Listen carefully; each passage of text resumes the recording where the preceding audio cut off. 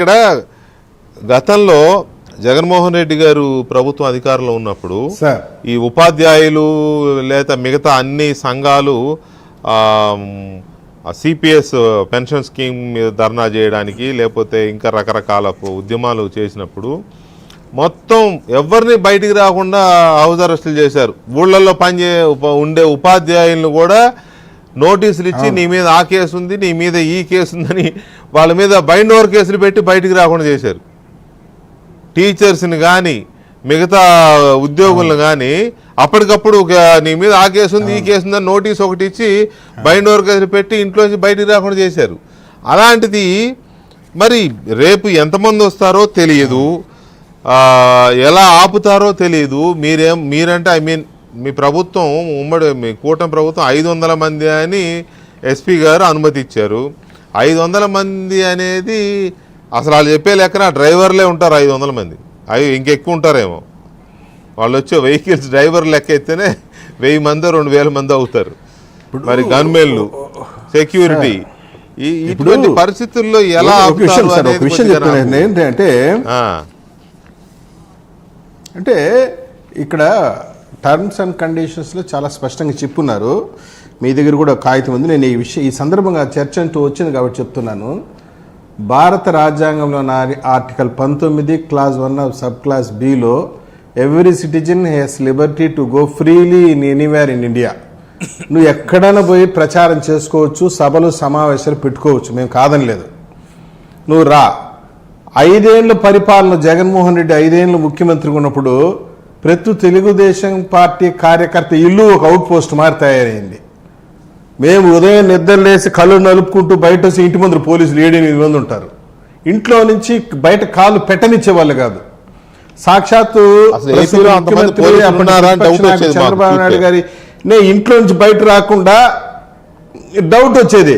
ఆయన ఇంటి ఆ గేట్లు తాళతో కట్టేసినారు. రేణిగుంట ఎయిర్పోర్ట్ నుండి బయట రానికుండా అడ్డుకున్నారు. ఇదే విధంగా విశాఖపట్నం ఎయిర్పోర్ట్ నుంచి బయట రానికుండా అడ్డుకున్నారు పోలీసులు. మేము ఆ విధంగా చేయలేదు.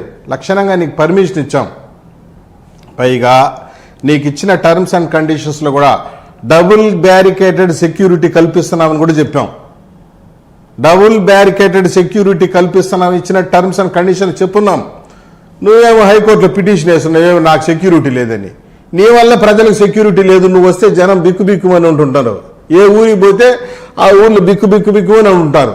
నీ వల్ల పబ్లిక్ సెక్యూరిటీ లేదు. నువ్వేమో హైకోర్టులో పిటిషన్ వేస్తావు, నాకు సెక్యూరిటీ లేదు, నాకు సెక్యూరిటీ పెంచమని చెప్పి. నీ 5 ఏళ్ల పరిపాలన ఆ విధంగా జరిగింది. మేము ఆ విధంగా చేయటం లేదు. నీకు డెమోక్రటిక్ రైట్స్ కల్పించే విధంగా 500 మందికి పర్మిషన్ ఇచ్చాం. నీకు అంబులెన్స్ కూడా ఏర్పాటు చేస్తున్నాం. ఇన్ని రకాలు ఇస్తే నువ్వు దండయాత్ర చేసేదానికి వచ్చినట్టు ఉదయం నిద్రలేసి టెలికాన్ఫరెన్స్ పెట్టి సజ్జల రామకృష్ణారెడ్డి ప్రతి మండలంలో నుంచి 1500 మంది రావాలా, పూతల పట్ల 30,000 మంది రావాలా, కడప 2,000 మంది, మీరు చెప్తున్నారు. అంబులెన్స్ లోనే నా భర్తను చంపేశారని ఆమెతో చెప్పించారు. ఇప్పుడు ఒక మాజీ ముఖ్యమంత్రిగా ఆయనకున్నటువంటి ప్రోటోకాల్ ప్రకారం సార్, ఇప్పుడు ఒక విషయం సార్, మా నాయకుడు మొన్న కేబినెట్ మీటింగ్ లో కూడా ఒక మాట స్పష్టంగా చెప్పాడు. బాగా అబ్జర్వ్ చేయాలి అందరూ కూడా. నన్ను అరెస్ట్ చేశాడు కాబట్టి నేను ఆయన అరెస్ట్ చేయాలని ఎక్కడ లేదు. We are not in political vengeance అని చెప్పారు. వాళ్ళు చేసినారు ఆ పనులు, అటువంటి అరాచకాలు సృష్టించారు కాబట్టి వాళ్ళని 11కి దింపారు. మాకు 164 ఇచ్చారు. మమ్మల్ని 164లో కూర్చోబెట్టింది సుపరిపాలన అందించడానికి, మంచి అడ్మినిస్ట్రేషన్ ఇవ్వడానికి. అంతే తప్పించి ఈ రౌడీ మూకలు ఈ విధంగా పెట్టిరేగిపోయి మేము ఇదే విధంగా చేస్తాము, ఈ గంజాయి బ్యాచ్ రెచ్చిపోతే వాళ్ళు ఏమనుకుంటున్నారు కదా, ఏదో చూస్తూ ఊరుకుంటున్నారు అనుకున్నాడు. శుద్ధంగా తోక కోసి సున్నం పెడతారు, ఏం సందేహం లేదు. నేను ఒకటి చెప్తున్నా, సత్తెనపల్లిలో వేసినటువంటి పిచ్చి వేషాలు, పొదిల్లో వేసినటువంటి కుప్పిగంతులు రేపు బంగారపాలెంలో వేస్తే వైసీపీ కార్యకర్తలు నేను చెప్తా ఇదే మీకు చివరి రోజు అవుతుంది. ఎందుకంటే బంగారపాలెం చాలా ప్రశాంతమైంది. నేను ఒకటే చెప్తున్నా, నీకు రైతుల గురించి మాట్లాడే కనీస నైతిక అర్హత ఉందా అని అడుగుతా జగన్మోహన్ రెడ్డిని. ఎందుకంటే నీ 5 ఏళ్ల పరిపాలన ఒకసారి చూడు. 2019 నుండి 2024 మధ్యన NRC national crime records bureau ఇచ్చిన నివేదిక ప్రకారం రైతుల ఆత్మహత్యల్లో ఆంధ్రప్రదేశ్ 3వ స్థానంలో నిలబడింది జగన్మోహన్ రెడ్డి పరిపాలనలో. కౌలు రైతుల ఆత్మహత్యల్లో 2వ స్థానంలో నిలబడింది.